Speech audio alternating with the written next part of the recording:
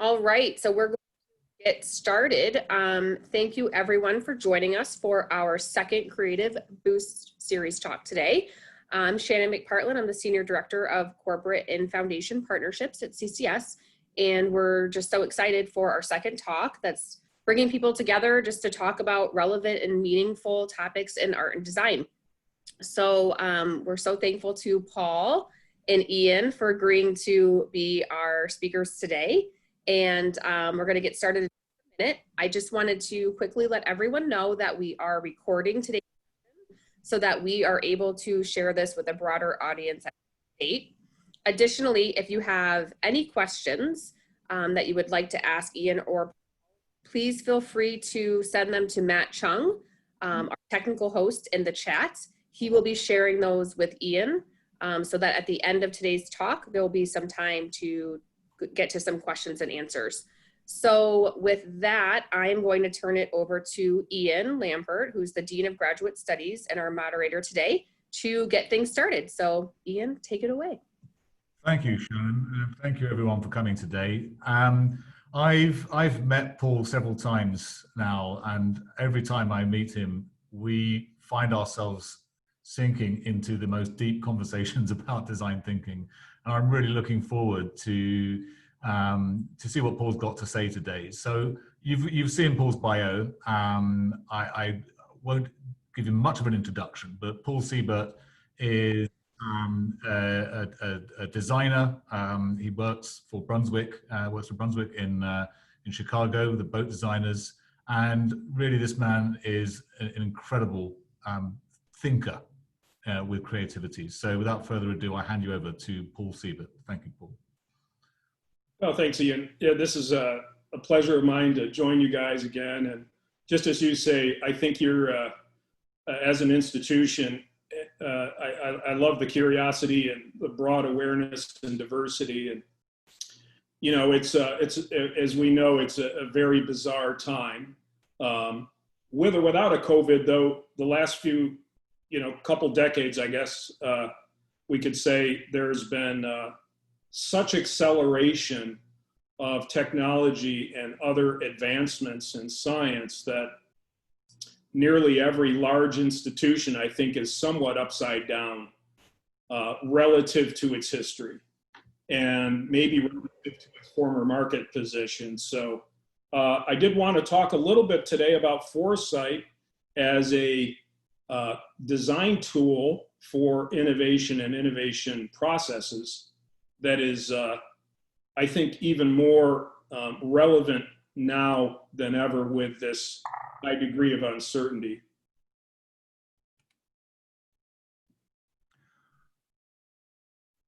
Okay, so Paul, you have a presentation for us.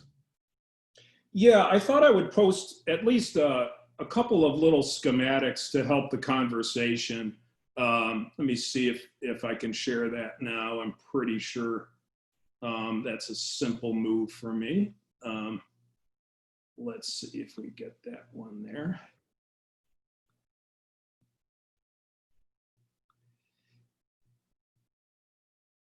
I'm assuming you all can see that. Yeah, we can see that. Yeah. Okay. Yeah, this is the normal stress of opportunity, I guess I'll call it, that you see in companies striving to be relevant and innovate today with so much uncertainty and ambiguity, but at the same time, so much possibility, I think, relative to some of the meta themes today around the access economy, connectivity, machine learning. But I've been a part of a lot of projects that are trying to be innovative in a short horizon. And most of the business leaders who come into that context will admit, like we all do, that moving from the now to the next can be very stressful and be a situation that organizations don't want to invest in unless they first know what you're going to do. It's a bit of a trap.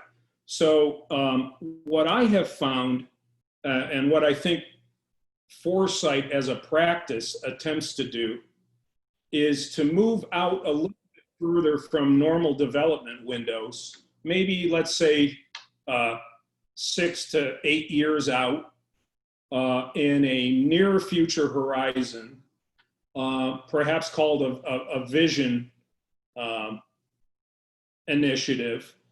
And then from that sort of shared and constructed story, set of desired scenarios, then working backwards to the next. And from what I have found in a number of innovation initiatives, working back from a longer vision is easier than working forward into the next purely in the fog. And so this is, I think, the opportunity that a number of designers may get as a privilege in their career, is a chance to do some advanced foresight work that will include a whole range of design activities, and then help that inform the shorter horizon. So, I mean, this is very relevant to the situation we're in right now, because we're living in this world where there's so much uncertainty ahead of us. And I think one of the questions we've got to ask ourselves is, when we look at the sort of COVID-19 pandemic and how we move forward from this, is how are we going to design our way out of this situation? What design tools can we use to move forward from this? Yeah, I think that's a great question. And you know, all of us, I think, as a society, are assuming there will be some kind of post-pandemic reality, knowing that that'll be a different reality. Of course, I think of it a little bit as a type of wartime that we're in, where the enemy's a planetary, biological enemy. But we know that every wartime changes society. And there are some good things that come out of it in spite of it. And so one of the things that the foresight practice dwells on is an optimistic set of scenarios that dwell on human values and dwell on desirability. And we're living at a time right now when almost anything that you can dream up technically is possible. It's not always affordable, but it's more possible than ever in any time in history. And so if we're going to remain human-centered in our design, we need to fall back less on the technologies and more on a set of human values and desires. And I think that's the opportunity, is to say, what is the future we want? And if we could assume we could configure that future, not just witness it, then what is it we could do? And there are a number of large organizations, not all of them have to be large to configure the future, but there are a number of large organizations that I think have more of an opportunity to help configure the future and not just predict it. And so that's one of the reasons I think that it's such an important design tool. So your earlier diagram looked at a projected line that went ahead of the current to the future, and that chimes very strongly with the notion of design fiction, which was put forward by Dunn and Raby 20 years ago. This idea of suspending your disbelief, putting yourself into a fictional world where your path to the outcome is uncluttered by the possible, and you're kind of released by what's possible, and maybe go into a realm of maybe impossibilities and plausibilities. What do you think about this idea of the suspension of disbelief? Is it helpful? Does it lead us into some sort of fantasy world? Is it mere entertainment, or does it really advance us into a new way of thinking? Yes, and so I teach design thinking and a little bit of foresight practice at Brunswick, and where I've been previously at Steelcase. And it can take a very long time and a number of methods for a business leader to buy into some form of theater. And that's really what design fiction is it's sort of the theater of an imagined future that we desire without the normal reaction that business people are trained to have, which is, oh, that couldn't happen. Oh, that's expensive. How would we afford that? Actually, we don't even make that. And so, like the rules around brainstorming, where you suspend judgment temporarily, not forever, temporarily, we have to remind people that this is an opportunity to actually dream out loud together without a heavy amount of evaluative initially. And that kind of collective dream state, in fact, was the engine for a whole lot of innovations that have happened in society, where we would say, how could somebody dream that boldly? Didn't they understand that that would be too expensive? And so once they realized that this is actually a methodology that has a set of rules around mindset in particular, suspension of disbelief being really important. Once people tend to get into this, and it's usually a small team, like theater, they really start to let go, and it's really great to see, especially some of the MBAs that never permitted themselves to do this kind of thing without necessitating a tremendous amount of defensible logic. So, having been a part of those kind of projects that also look at extrapolating emergent forces a little bit, it's not hard to get this started with the right group if the mindset's in place, as you say. So in art schools, we talk a lot about the use of this term imagination. But imagination is different to dreaming. I mean, dreaming as a cognitive strategy is kind of interesting. We dream, perhaps dreaming is something that we associate with unconscious thought. How would you define the difference between dreaming as a methodology and imagination? Oh, I think they're very related. I think dreaming might be a state of further release or ambiguity or unconsciousness. They also used to say about people, he's a daydreamer. Well, I think daydreamers tend to actually cultivate, like artists, cultivate a daydreaming mindset. I talked to Tom Kelly from IDEO about this a few years ago, and he talked about how the hour before you awake, psychologists have talked about, that is when your dream state and your reality state are trying to come together.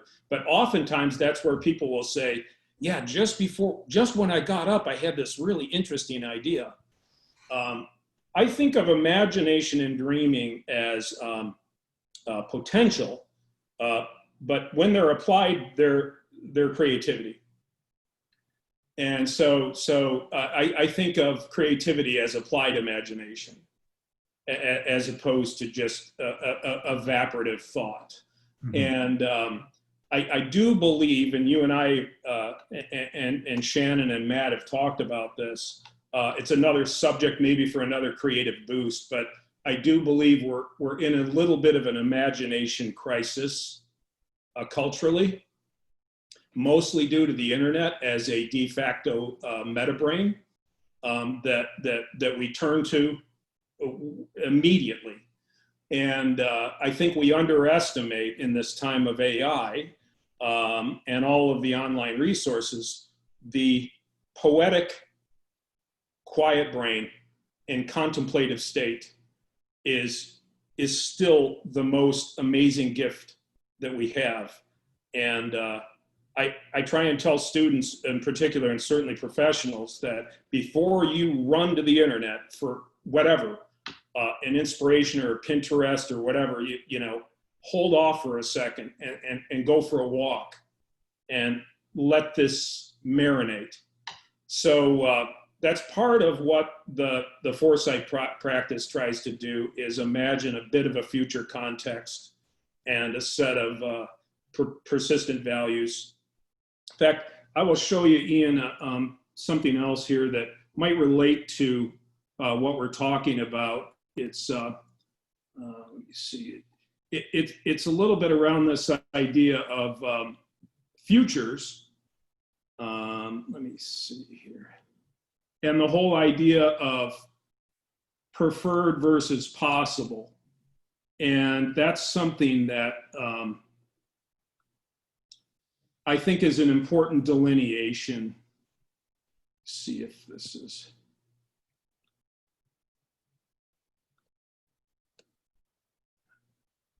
I think you're able to see this. Not in full. If you want to just zoom it out slightly. Okay. There we go. I think that's, you've got the cone there. Yeah. Yeah. So one of the things that I think is important in any foresight project is your setup. And what I mean by that is framing that future where perhaps some design fiction is permitted, where we have a set of themes. You know, we all know about these themes. We read about them every day: big data, machine learning, AI, electrification, nanotechnology, etc. And those themes cannot actually be acted upon or integrated until you have a context of some kind.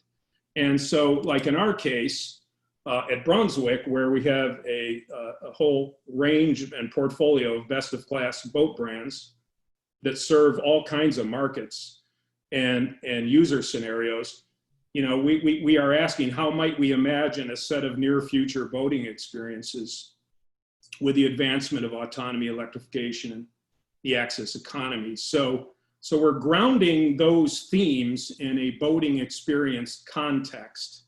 And I think framing those projects is part of the design assignment. And one thing you'll hear, and one thing I believe, is that futurists tend to have a pretty bad rap, and they should. Most of the history of the practice of futures has been a little off in terms of accuracy. And so this isn't really around prediction as much as it's around this idea of preferred futures. And so when you think about what's all the possible futures, and you narrow that down to what do we think is plausible, the preferred futures are really what I think we have an opportunity to imagine. Not everything that's possible is preferred, as we know. And the preferred future tend to be a narrower set. And so if we're human-centered in our filter around this, I think that's where foresight has a legitimate opportunity to create points of view. It's interesting that from the design perspective, we talk about the preferred future. And let's go back to this notion of the design fiction as a form of design futurology. Often it's the science fiction writers that talk more about the dystopian futures. Is it the role of the designer to counter that, to then come up with the utopian futures? Yeah, I'd like to think so. And, you know, I think part of what the brilliance of science fiction does is it does force you to think about choice.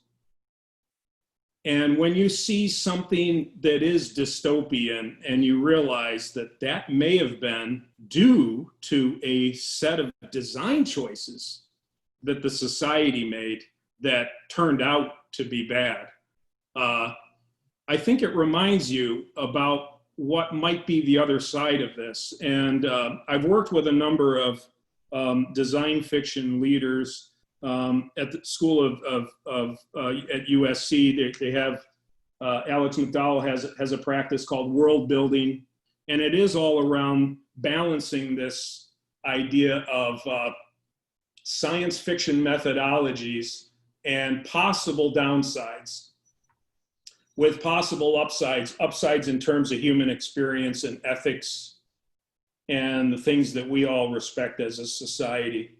But I think the role of science fiction is more relevant than ever as a methodology, mostly because we're at this point in history where people are having a hard time telling the difference. If you read the most advanced achievements today at the edge of the present, most people will not be clear on whether that's science fiction or science reality. The fact that we're, able to grow organs in petri dishes, for example, is that real?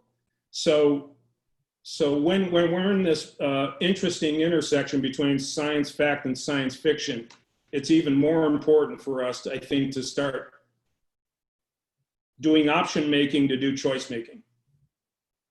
It's interesting that you talk about some of the dystopian futures being as an outcome of maybe some poor design decisions in the past. It reminds me of, I think it was Clive Dilnot that said, you would always find a designer at the scene of the crime. So you take, for example, the ocean plastic problem we've got. All that plastic junk that's floating around in the ocean, that was designed. Yes. And the designers are turning up to solve the crime, even though it was perpetrated by designers in the first place. So I kind of guess we talk about dystopian futures. It's also kind of a matter of what we can learn from our past, I guess, in that respect. Yeah, and that's a great example, Ian, because I think if that designer were with us on this call, let's say, they would say, well, I didn't think about the disposal side of the thing. I was thinking about the packaging and all the advantages that made it logical to go to plastic.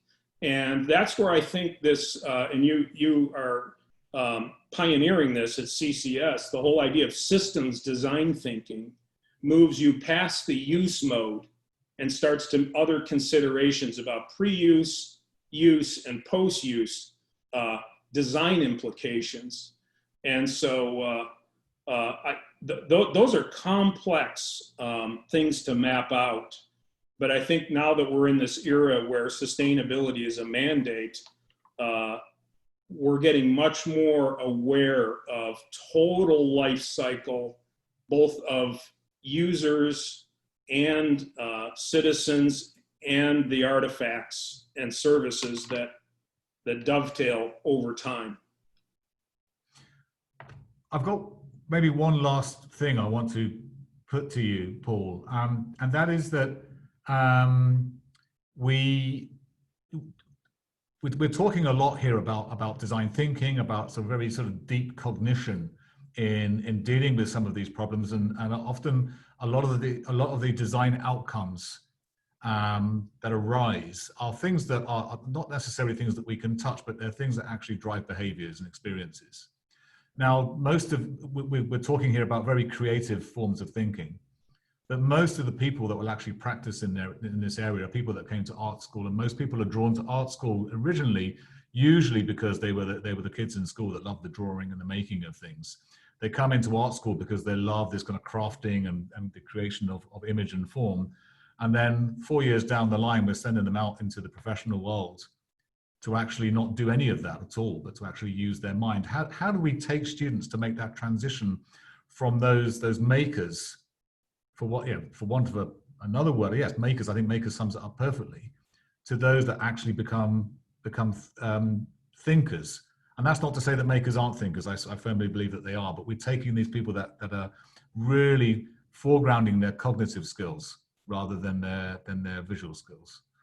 Yeah, that is a stretch for a lot of creatives, but I've seen more who find themselves able to do that than they realized. Myself, I in the early part of my career, same thing. I thought of myself as someone who made things and conceived things, only to get a little more enlightened around the idea that the experience is actually not the thing, but between me and the thing is actually where the design is. And one of the things that I think that today's literate designer is bringing is craft in a variety of mediums we're in a post-PowerPoint era, thank God. And we're entering it anyway. And the mediums that are going to be used for story building and storytelling are going to be very plural. And designers are quite comfortable with everything from video, simulation, VR, sculpting, taking intangible thoughts and putting them on paper and then bringing them to life in 3D exhibits. These are things that most business people have not gotten a chance to learn. And so you end up being part of a team that is trying to take a scenario, which is just more or less a storyboard, and bring it to life experientially, perhaps even with simulation, in order to do perhaps a beta test on the idea of let's stand in the future for a few minutes and see if this is a desirable experience. So designers have that potential mastery over the mediums that I think bring them to the table. And I think if we can help them think further around what are the values that are persistent for humans that we can lean on and respect and design for, those tend to be a pretty narrow bracket compared to all the trends going on, like comfort, control, privacy. Those things have maintained the last 300 years and they're going to be the next 300. It's just how they're manifested changes. But this is where thinking visibly it is the way to help bring others into the future. And that's where that's one of the advantages of the design skill set. Okay, thank you, Paul. If I could just remind our audience that if you have questions, go into the chat section and direct them directly to Matt Chum, and they'll be sent to me to ask, so you can all see those questions. While we're waiting for that, you talked, one of your slides talked about themes plus context equals design question. And I'm kind of, you know, I think that the best design questions arise from that real strong sense of curiosity. So the students with the most curiosity, the designers with the most curiosity will form those really powerful design questions that will lead to really sort of rich design inquiry. How do we really drive curiosity? Yeah, that is an essential quality that I think every great designer has is curiosity and awareness. And curiosity will build awareness as you feed off of learning.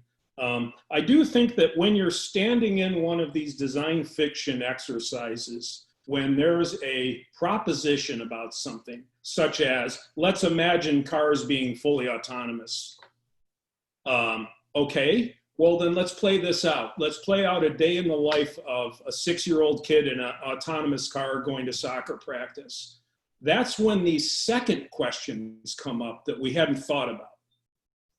That's where the curiosity is, well, wow, what's it going to be like for him? Or, you know, what will there be safety issues? What about how are the parents peeking in on it? Those second set of questions would have never occurred had you not been first standing in an imagined context. So I think that designers underestimate that one of the most powerful contributions they can make is asking a great question. I've had people say to me, I'm not a designer, I'm certainly not creative, I can't draw, but they ask great questions. I say, the questions are actually the fuel for innovation. Mm-hmm. It's easy to get ideas. Actually, it's easier to get ideas in my mind than to get a good question. Okay, we are running towards the end of this. I wonder if we can overrun slightly. We have a question here from Craig Sampson. If designers are the authors of the design fiction which creates a possible future, which leaders then desire, what is the designer's role to help them make that future happen? Wow, yeah, that might be another creative boost, but I do think that the short answer is helping to arrange the theater for the design fiction exercise, meaning having a physical space where you can model out loud through props and hand waving, having the mindset and the methods available, and helping to teach around the process of design fiction, design thinking. People aren't entirely sure how to even go about it. And 20 years ago, it was designers that were helping to manage a brainstorm session successfully and facilitate that. And so I think today's designer, in order to enable that, has to get a lot closer to the mechanisms of theater and film, which have always been classic storytelling mechanisms, and think about those setting the table for a collective group exercise with those tools. Well, I'm really drawn by your choice of words there, to model out loud. It suggests that modeling is itself a discursive activity as well as a thinking activity. Yeah, I think it's in many ways a form of improv. And as we know, improv is extremely powerful as a tool. Yes. Certainly for humor, but at the same time, that this is how collaboration happens. It's improvisational. And allowing that flow to happen in the context of a corporation is not easy. And in most meeting rooms isn't easy. That's where workshops and theater settings are much more conducive to getting people to do that. Okay. Paul, I think we've gone over time, as I feared we might do. To talk about. It feels as though we need another hour to go through this, but it's only scheduled for half an hour. I'd like to thank everyone for attending. I thank you, Paul, very much for your time this afternoon. I very much enjoyed our talk. Just so everybody knows, CCS will be sharing a follow-up survey following today's talk. And we really hope that you'll take a few minutes to fill that out so we can look at your feedback for future sessions. And also, just to let you know, our next talk is going to be on August the 8th. And it features Jennifer Janis, who's the president of Pop House, who will be in conversation with Sandra Olave, our chair of interior design. And they're going to be discussing a very relevant topic for the moment, and that is going to be the evolving workplace, the evolving workplace and the future of workplaces through empathetic design. But right now, we are dealing with a real change in our workplace situation, so that'll be very important for us. So thank you all very much for joining us, and thank you again, Paul, for your time this afternoon. It's been I greatly enjoyed it. Thanks, Ian. This was fun. As always, a real pleasure, and thank you everybody else. Thanks.